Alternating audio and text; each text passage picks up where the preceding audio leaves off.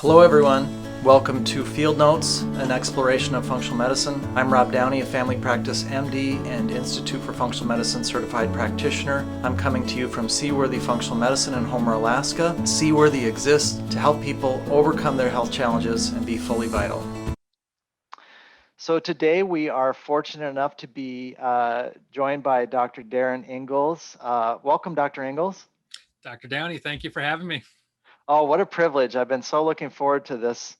And you, like a number of thought leaders, have different venues where people can learn from you. You have a book about how to recover from Lyme disease. And then you've been out there in a whole bunch of different formats about fatigue and the kinds of things that can, affect people that they might not necessarily know about.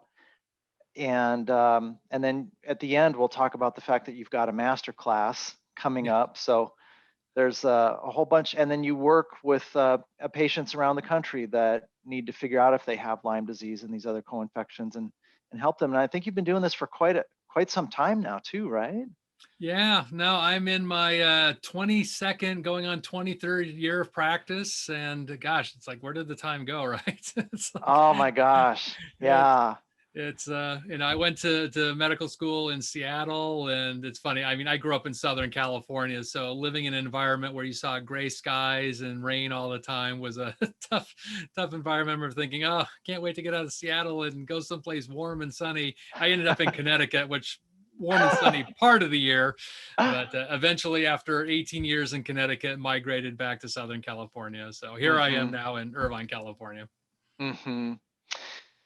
Well, I know you get asked this a lot, but given that you yourself suffered from Lyme disease and had to figure it out for yourself, that may be kind of important to our audience because it's a lot of naturopathic doctors and a lot of functional medicine doctors have suffered from something before they help others with it. Is that kind of part of the source of your passion for this particular issue, that you suffered from it? Absolutely. I moved after I completed my residency in Seattle. I moved to Connecticut. And for those who don't know, Lyme disease is named after Lyme, Connecticut. That's where they first discovered it in the late 1970s, early 1980s. There was a group of, kids that started having this, joint pain. They thought it was juvenile rheumatoid arthritis, which is actually a pretty rare condition.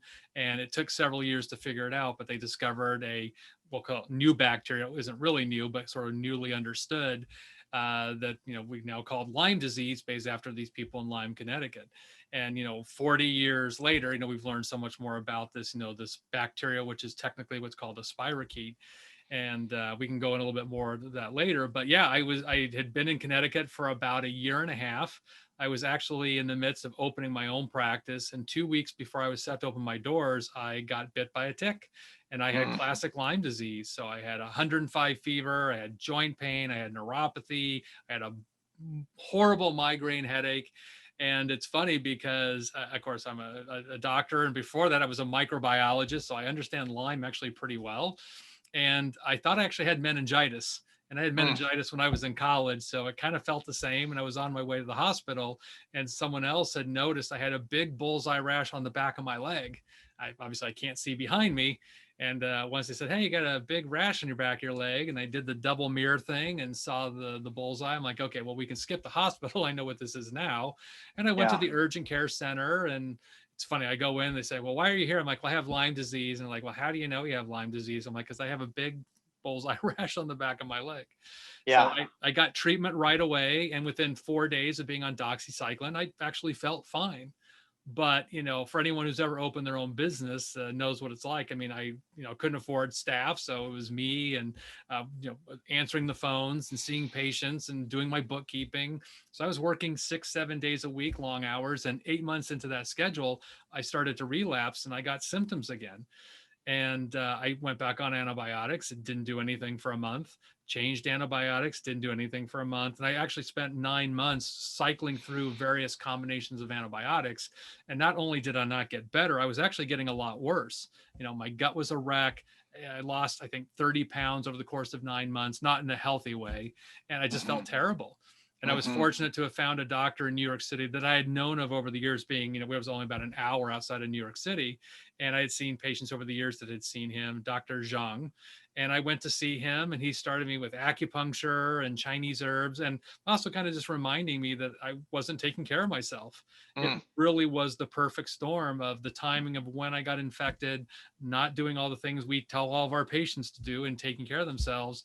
And it just kind of brewed over that 8 months. And then I started getting the symptoms. So once I started Mm. really taking stock of, eating better, sleeping better, not working the crazy hours, it still took me another probably 2 years to feel like I got my health completely back, but eventually got to a point where I was, 100% symptom free. So I really started applying what I took, learned from myself, and applied it to my patients. I'm like, it's not just about killing the bug. It really Mm-hmm. is about managing your diet. It's about managing your lifestyle. It's about managing the whole person. And when we approached it that way, people got better faster. And I found Mm-hmm. that we didn't get all of the side effects that people get when they just do straight antibiotics. And I also Yeah. discovered that, herbs, which of course I knew as a naturopathic doctor, are incredibly powerful, and we can mix and match them to find the right combination that works for each person. So yeah, that personal experience really kind of set the stage for being able to help other people. And, again, fast forward, almost 20 years since I got bit, I've now helped over 7,000 Lyme patients, get to feeling better. Yeah. Yeah. Well, a big part of my excitement to talk with you today is that I take this issue of having a podcast as a service. It feels like, as the steward of the podcast, I'm always thinking, like, what's the highest value thing we can do with a thought leader? And I know you could illuminate the broad topics of fatigue for us, but I thought we'd really drill down on the Lyme today because in my own experience, there's a number of misconceptions out there about that. But as we segue in, I should emphasize what you're saying, that what I've learned about your plan and getting ready for today's podcast is that I had another naturopathic doctor describe it as terrain theory. The terrain that this thing happens in, whatever it is a critical aspect of what's happening. And conventional medicine just sort of does a bug drug matchup, pound it into oblivion type Right. approach. So with your blessing, let's really have you unpack for people, and correct me if I'm wrong, some conceptions that have been out there. The first misconception was the conventional medical community for years discouraged people from believing in chronic Lyme disease. And then the second conception was to, like, put a person on IV Rocephin via a port for 3 or 6 months and just pound Right. them with antibiotics. So could you kind of help our audience understand how this Borrelia, spirochete, and other co-infections can kind of hide from the immune system and wreak havoc? And you know, if they think they might have it, like how they can figure it out. I know that's a lot, but that's what you do all the time, right? Yeah. Well, this idea of Lyme being kind of an uncommon organism. I think, the infectious disease doctors, for reasons that I can't explain logically, tend to dismiss a lot of people that have Lyme disease. And this idea that it's an infection like any other infection, like you got strep throat or, bronchitis, and you just treat it with short-term antibiotics. And once you're done, you're just done. We've now got mounds of evidence in the research that Lyme is a true shapeshifter. It literally can ball itself up. So for people who don't know, Lyme is an organism called a spirochete. And if you look at a spirochete under a microscope, it's this long kind of corkscrew shaped organism. And for those of us who are old enough to remember a slinky, think about a slinky when you used to kind of pull it apart and push it back. As you pulled it apart, it was fun. And, imagine this Lyme organism being like a slinky. You can pull it apart. That's its uncoiled adult form. And then you can ball it back up really tightly packed. It goes literally into kind of a ball form. And when it goes into this ball form, it's really a master at evading the immune system. So our Mm. immune system kind of looks at it, doesn't recognize it, ignores it, and kind of goes by. So it can go in and out of this ball form, which is kind of a dormant stage, and then unravel again later in your life, and then start to create problems again. And again, we've got a lot of research out of Johns Hopkins University. We know that there's a percentage of these organisms, even with appropriate antibiotic therapy, are completely resistant from the get-go. And these are called Mm-hmm. persister cells. And it can be up to 20% of the organisms in someone's body. That's a lot. So you kill off 80%, but that other 20% persists. And then later they start to grow and they create problems again. Monica Embers at Tulane University has also done tremendous research showing that there is persistent Lyme in monkeys. So we know that this happens. And again, I don't really understand why doctors have been resistant. The other thing that's really interesting is this idea that, if you just give, 10, 21 days of antibiotics, it's going to clear it up.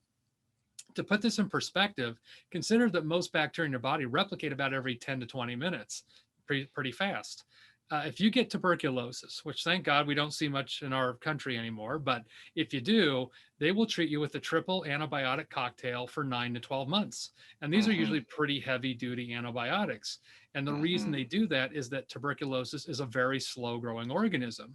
So if most bacteria replicate every 10 to 20 minutes, TB replicates every 15 to 20 hours. That's reasonably slow comparatively. If you look at the research on Lyme, it replicates every 1 to 16 days. Oh my word. So how on earth would we treat TB with a triple antibiotic cocktail for a year and Lyme for 10 to 21 days? That's Mm-hmm. more slow growing than TB. And in fact, the Mm-hmm. Infectious Disease Society of America just changed their recommendations. And I think they're now down to no more than 10 to 14 days of antibiotics. Mm-hmm. So again, there's a disconnect between what we see in the research and what's being applied clinically. And the CDC, unfortunately, they just kind of follow the IDSA's recommendations. And so we have a lot of people, even if they get properly diagnosed, are not getting necessarily properly treated. And more often than not, their treatment, it just isn't long enough. And that can lead to long-term complications. And again, I've seen people that had classic Lyme disease. Their doctor actually did pick it up, gave them 2 or 3 weeks of doxycycline, and at the end of their 3 weeks, they still don't feel well. And the doctor's like, "Well, we treated you. You're done." Mm-hmm. And I'm Yeah. like, when in medicine did we stop treating people and we started treating pieces of paper, or just kind of ignoring our clinical judgment? I mean, Yeah. I always learned that you treat people, and by and large, when people tell you there's a problem, they're telling the truth. This Right. idea that people are making stuff up, it's such a tiny fragment of people that do that. Mm-hmm. By and Mm-hmm. large, what they're telling you is the truth. And all the elder doctors I trained with, tell you, listen to your patient, they will tell you what's wrong with you, Mm-hmm. despite all Yeah. the lab tests. So, I think that's a big hurdle that we in the medical community are trying to deal with, of, getting people proper diagnosis, getting them proper treatment. And I just see so many people that have been ignored and dismissed by the medical community for months to years. And we certainly know that the longer this goes on, the more difficult it is in treating it. Mm-hmm. Well, and both of us have witnessed that. For me, starting out in conventional medicine and then feeling like I had to have that bigger toolbox of the functional medicine certification to serve properly. I've had conjecture over time about why that happens. I think for our audience today, just to know that if they have this intuition something's wrong, then working with a naturopathic doctor or an IFM certified practitioner who understands these additional dimensions, the complex chronic backstory to these issues, and it's going to get to the bottom of that and get them turned around is a critical instinct. And I'm thinking now of the people listening to our podcast. Some of them are going to that broader group that's got to figure out chronic fatigue or what's wrong. I don't think we have enough time to delve into that and still explore the Lyme enough. But I mean, I want them to know, I'd want them to see a competent naturopath or IFM certified practitioner to figure out, is it the adrenals? Is it thyroid? Is it sleep deprivation? Is it stress management? Let's presume the person's suspicious that it's time to figure out if they do or don't have Lyme infection and other infections. How do they figure that out? Well, again, it's another thing that kind of adds to the mess of Lyme. The testing. The Yeah. testing in a perfect world would tell you if you have a positive test, you absolutely have Lyme disease. If you have a negative test, you absolutely do not. And it's just not that way. When you look at the sensitivity of the standard Lyme test that's available through most commercial labs, the sensitivity of the Lyme screen somewhere between 43 and 46% sensitive, which means it literally misses more than half the people that have Lyme disease. or have had that exposure. And we also know that immunity wanes with time. So if you don't get that test done, shortly after your exposure, the likelihood of picking it up, if it's now weeks, months, years after the fact, goes down exponentially. So when we have a positive test, and again, I used to do Lyme testing for a living, I can tell you that false positives are extremely rare. False Mm-hmm. negatives are extremely common. So if you Mm-hmm. have a positive test, you can be pretty well sure that you've had that exposure. If you have a negative test, it doesn't rule out the possibility. And I want Mm-hmm. your listeners to understand that Lyme disease is a clinical diagnosis. That means it's based on your signs and symptoms. It's not based on a laboratory test. The test that was developed out there was never designed to be diagnostic. It was designed to monitor people that had known Lyme disease. It was a surveillance tool. And in Mm-hmm. 40 years of research, we've never really changed that criteria. So any Mm-hmm. doctor or healthcare provider that's relying on that blood test alone to tell you you do or do not have Lyme disease really doesn't understand Lyme disease. And again, Mm-hmm. even in the infectious disease world, I know doctors like, well, your test is negative, you don't have Lyme. And even according to the CDC, if you go to their website and type in Lyme disease, it'll tell you it's based on signs and symptoms. The lab test, just kind of confirms your suspicion. So, you have to work with a practitioner that really understands these nuances, because if they're just solely going off that piece of paper you got from your reference lab, it'd be very easy to overlook it and miss it. Beyond that, we know that there are sometimes co-infections. There might be other things, if you did get a tick bite, that can also be transmitted that's not Lyme. So sometimes the doctor will order a Lyme test, but then they don't order anything else. Well, you could have been exposed to something like Bartonella or Babesia or Anaplasma. I swear, every time I go to a Lyme conference, there's like 20 more things we've learned that ticks carry. And so we're Mm-hmm. always trying to, understand, where you live, where you travel, what areas are you likely to have picked up things, because that might tell us what we need to look at a little bit closer, because there's some things that are more prevalent in one area of the world than others. We don't necessarily have to test you for 100 things, but we do want to test the things that are most likely to be common for where you've had that exposure. And because Mm-hmm. that might change a little bit the way that we want to treat you. If we know it's Yeah. just Lyme, it's one way. If it's Lyme and Bartonella, we might want to do something a little different. Lyme and Babesia, something a little different. So it gives us the opportunity to really fine tune the treatment so that we're really honing in on those things that we think are bothering you most. But Mm. again, I think it's really important that people understand that we have no perfect testing, and we don't have an easy way to culture Lyme. For bacteria, the way we want to help identify it is grow it out in culture. Like if you get strep throat, I can swab your throat, plate it out. I can see strep on a plate. I can't do that for Lyme. It just doesn't grow easily. Mm-hmm. So, we don't have a reliable method yet that we can really hang our hat on to say you do or do not have Lyme. What we're left with is an antibody test that just tells me you've had that exposure. And if I tested everybody in New England, I would probably find that 80% of people have antibodies, at least some, to Lyme. They don't all have Lyme disease. Mm-hmm. So, Right. is it the terrain like we talked about earlier? Is it the germ? I'm very much in the terrain theory camp, not the germ theory camp. I think if we Mm-hmm. expose 100 people to Lyme, some get sick, some don't, some have something in between. It's Mm-hmm. really about the terrain. But again, if you're just looking at antibody tests, positive antibodies on the test do not tell me you have Lyme disease. It tells me you might have had exposure, and then we have to look at your clinical symptoms, and we have to rule out other possibilities. We call Lyme the great imitator, the great mimic. It looks like a bunch of other stuff. It looks like a lot of other autoimmune diseases. It looks like a lot of other infections. So we have to Mm-hmm. do our diligence and make sure, it's not, something like MS or lupus. It's not some other type of infection. So often we're doing other types of testing as well to help rule out other possibilities.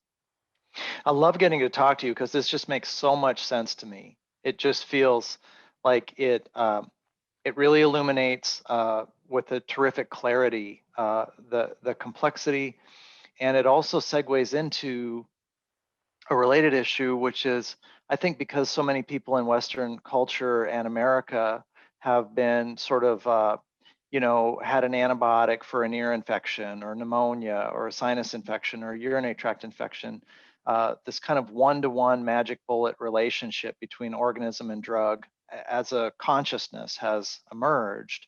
And so to me, the value of terrain theory and what you're saying, and some other Lyme experts I'm familiar with are saying, is that our body can put this organism in check, and that there are botanicals and nutraceuticals and lifestyle practices so that we're not symptomatic, we're not pinned down. Is that accurate? Absolutely. It's funny. I've read so many different books written by other functional medicine doctors, and whether they're writing about autoimmune disease, MS, cancer, we fundamentally all kind of say the same thing.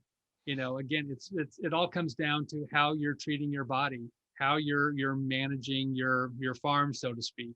Mm-hmm. Much like you can't grow crops in acid rain, you can't grow a healthy body in an inflammatory, acidic, toxic environment. So it's Mm-hmm. all about, lowering that body burden of toxins. It's about getting good sleep. It's about eating clean, healthy, organic food when possible. It's about managing your stress. It's about dealing with your emotions and all the things that you've had since you were a kid. All of that feeds into how our body functions, how our brain, how our nervous system, how our body heals. And so I think Mm-hmm. all of us in the functional medicine camp are always trying to find out, where are those obstacles? It is inherent in our DNA. We are built to heal. It is part of being human. It's just what stops that process from happening. And that's where we're always trying to go down those different pathways to see, where are those obstacles? Where are those hurdles we need to help people clear so that that process that's already there can work the way it's supposed to. I think Mm-hmm. we've all had the experience and with some of our patients that people have very serious illness. And when we clear those roadblocks, they recover. And I've had patients that were told, get your affairs in order. You've got a matter of months. Your body is declining very rapidly, and we're able to change the milieu in such a way that they recover. And the other conventional doctors are surprised. I'm like, it seemed to me that, gosh, you should have learned this like in day one of medical Mm-hmm. school, of Mm-hmm. how the body functions, how the body Mm-hmm. heals. And I think it just either you forgot about it or ignored it. But again, it's something that we have the ability to intervene at so many different levels to help people get well. Well, I can only speak for my medical school, but I can honestly say I don't remember any of my instructors saying the body knows the way. I mean, I think when I was trained, the training was that this is fighting disease. It was a military metaphor. There was a disease focus. It's like it's a dangerous, scary world out there. All these horrible things Yeah. can happen, and we gotta. And so it's taken me so long to deconstruct and reconstruct my consciousness around this beautiful truth that our body knows the way. We only have to remove obstructions, provide enough resources, and it does all the rest.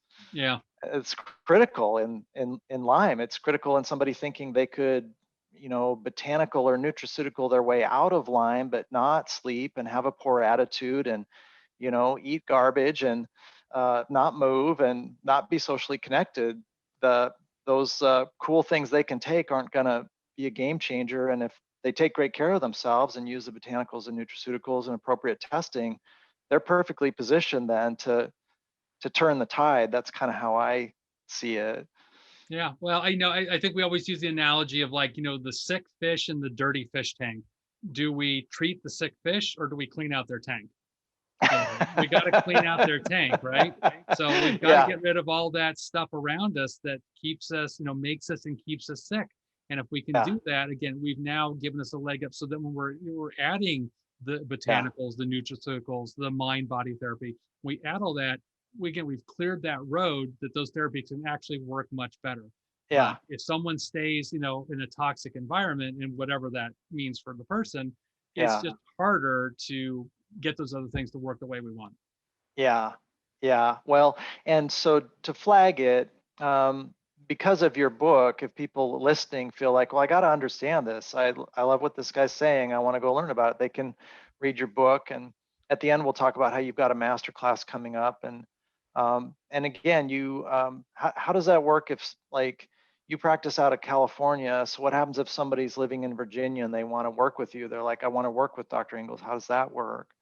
Yeah, well, we set ourselves up actually even before COVID-19. Telemedicine these days is kind of the Hmm. norm for all of us in the healthcare world. But even prior to that, we've been doing that. We offer remote consultations for people. And Hmm. so much of what we're doing is centered around, diet and nutrition and herbs. Actually, most of what I think most people don't even consider medicine, but in our world, this is like the foundational stuff to help people Hmm. get well. So Hmm. that's something that for people, if they can't make a trip out to sunny California, we can always arrange to do, basically video conferencing to Yeah. establish care and try and help people, on their path to health and wellness.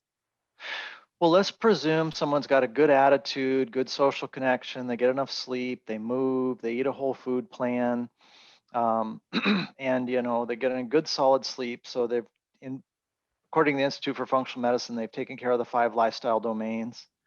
And then how do the botanicals and nutraceuticals turn the tide into, is remission the right term? I mean, is there always some burden of this organism, but they just don't know it anymore? That's a great question. The truth of the matter is we really don't know. I think because we can't culture Lyme, we don't know, have we completely eradicated it? Have we just knocked it down to a dull roar? I am of the opinion, based on my own experience personally and now professionally for a long time, that I don't know that we completely eradicate the bug. I think, like a lot of other organisms, like if you get Epstein-Barr virus as a kid, that will stay in your body your entire life. And you may have never gotten mono, and you may never suffer any consequence of having had Epstein-Barr in your body, but it becomes opportunistic. And again, when the terrain is off, when there's a lot of stress in your life, when, some of the things sets the stage that what's already there can come out. Think about, chicken pox and shingles. You can get chicken pox as a 5-year-old, you can get shingles as a 75-year-old because something in your immune system's tanked. And now that virus that's been there for 50 plus years starts to come out. I think Lyme can do the same thing. I think it can become an opportunistic infection where, given the right set of circumstances, it starts to create problems again. But I've had plenty of patients that are completely symptom free. They've gone years without having any symptoms. Could they get a relapse? I think it's possible. But at that point, if they're really managing their diet, their lifestyle, your body is designed to keep all these microbes in check. Again, it just comes back down to the germ theory, terrain theory. Is the germ really the problem, or is it how our body is managing that germ that's the problem? And I think more often than not, it's how our body managed it. Lyme's kind of an interesting organism too, because there's a bunch of organisms that, between viruses and bacteria, that are known to cause autoimmune problems. And Lyme is one of them. So a lot of times when I see people that have, we'll call chronic or persistent Lyme, it may not be the infection so much anymore that's really causing the problem. It may have triggered this autoimmune event. And it's a little bit different than lupus and rheumatoid arthritis and the more classic autoimmune diseases. But there's something in the immune system that's targeting your brain, your joints, your gut, whatever tissue. And that's what's creating a lot of the symptoms. So sometimes we have to think about Lyme more as an autoimmune problem than just an infection. So a lot of the therapies that we would do towards autoimmune disease, we would apply to Lyme disease as well. So interesting. Oh my gosh. I know that in preparatory materials for today's podcast, you mentioned that people really need to be aware of mold too, right? And I have some of my patients get tested through, life extensions to do that kind of Shoemaker protocol, HLA, DR, immune sensitivity testing to see if they're capable of antibody tagging mold toxins and clearing them. And I know that when the Shoemaker protocol interpretation comes back, it says whether or not they're highly predisposed to, that protocol has this multi-sensitive characterization of some patients that Lyme and mold toxins all are a bigger problem potentially for that person. Does that fit into how you see things and what you do, or not? Of course, yeah. I'm an environmental medicine doctor really by training. So it's looking at all these environmental toxins. I would argue, and I think most of us in the Lyme world would agree, that mold and mycotoxins overlap with Lyme a lot. If you wrote down all the symptoms of Lyme disease, all the symptoms of mycotoxicity, there's probably a 75 or 80% overlap. It can cause fatigue, it can cause brain fog, it can cause any number of different symptoms. And, I lived in Connecticut for almost 20 years. I've now been out in Southern California for about 3 years. It doesn't matter where you live. If you've got a leaky pipe somewhere in your house, that can cause a problem. Leaky roof, leaky windowsill. Even in California here, where we don't really get a lot of rain, I still see a lot of people have mold in homes just from really shoddy construction. So it's something that can affect anyone, anywhere. And clinically, because there's so much overlap in symptoms, it can be difficult, if not impossible, to distinguish what's a Lyme symptom, what's a mycotoxin or mold symptom. So I'm at a point now where I test pretty much all my new patients right off the bat for mycotoxicity, just because it's common. We tend to do more, we'll have people test their home, or if there's an environment where they, their work, their school, wherever they're at, where we might be suspicious of water damage. And then we'll usually do some sort of urine mycotoxin testing to find out Hmm. what the body burden is. I'm not really as much into some of Shoemaker's blood markers, only in that I found it really didn't change treatment for me. Hmm. Yeah. Having high C4A and TGF beta and VEGF and all that, you'd see Yeah. them go up and down. I didn't see it correlate with the way people work clinically. At the end of Yeah. the day, we treat people, not labs. So I Hmm. kind of got away from it. It was expensive and it wasn't really changing my treatment protocols. But I like the urine mycotoxin testing because they can give us a pretty good marker of what the body's excreting. And then we Hmm. can monitor that over time and see if those levels start to drop. Hmm. Really important take-home point, I think, for folks to know that they can work with a provider who checks for the urine spilling, the mold toxins, and that's a really powerful, informative finding for getting a sense of whether that may be an issue for that person or not. Yeah, but environmental toxins as a whole, I mean, I have some, farmers out in the middle of the central Midwest where their toxins, pesticide exposure, it might be mycotoxin exposure. So part Hmm. of our assessment's always going through looking at what's in and around your home, what is your occupation, are you a mechanic that's around petrochemical products and benzene all the time? Any Hmm. number of these different chemicals can be just another thing that again adds to your body burden. And Hmm. we use the concept in environmental medicine that we're all born with a barrel. Some people have a huge barrel and some people have a shot glass. And when it overflows, you become symptomatic. So Hmm. we're always looking at, again, all these things that are adding to your barrel, personal care products, things around the house, and so forth. Hmm. Hmm. Well, what a great tour today of the bigger topic and then the focus topic of Lyme disease and coincident infections. Is there anything you want people to know that we didn't get to talk about today that you think is a critical concept our audience should be aware of? Well, I just want to encourage people to really be your own best advocate. I think so many times that we really rely on our doctors to take care of us, which they all do to certain degrees. But if you've got that nagging suspicion that something's not right, and you've been to your doctor, and either they're kind of dismissing you or they kind of tell you, "Hey, look, we haven't found anything." Don't be shy about getting a second opinion or third opinion. Find those practitioners that are going to do that investigative work for you. And Hmm. for me, when I hear about the combination of arthritic symptoms and neurological symptoms, for me, that's a big red flag for a tick-borne illness. So if Hmm. you've been suffering from joint pain and muscle aches, but you've got brain fog and headaches, there aren't too many things that cause the combination of those symptoms. So it'd be Yeah, best to get in the hands of someone who really understands this and again can do that investigative work for you. super helpful. You got a master class coming up. What should people know about that? Yeah, so I'm super excited. I've been working on this literally for almost 2 years now, and it's going to be an overcoming chronic illness masterclass. What's cool about it, like it's free, absolutely free. I wanted to give everyone the farm here of everything I've learned over 22 years of experience on what is it that gets people sick, what is it that keeps people sick, how do we get out from under this hole, that we are this under this thing that we've been in that's just keeping us in the state of not feeling well. So I'm going to walk people through. It'll be a week long. We're going to release a series of videos each day that really dives deep into all these different aspects of health.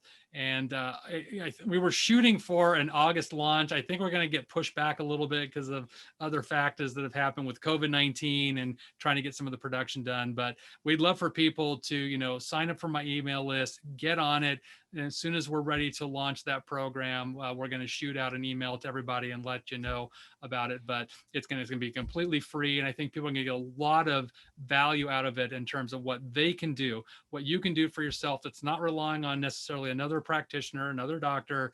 This is something where you've got the control and the power to make the changes, and I'm going to walk you through exactly how to do that. Oh, terrific. Well, we'll make sure that the link and additional information are in the show notes and the podcast notes, so it's really easy for people uh, to get to that. And on behalf of the people that learned from this podcast, the folks you've helped, the folks you'll help with your masterclass, just thanks a ton. This has been terrific today. Oh, absolutely. My pleasure. I thank you so much for having me, Dr. Downey. Have a nice evening. All right, you too. Seaworthy exists for people to overcome their health challenges and be fully vital. Please consider subscribing, giving us a 5-star review if we've earned it, and going to our website podcast tab for any questions or comments you'd like to share with us. Thanks.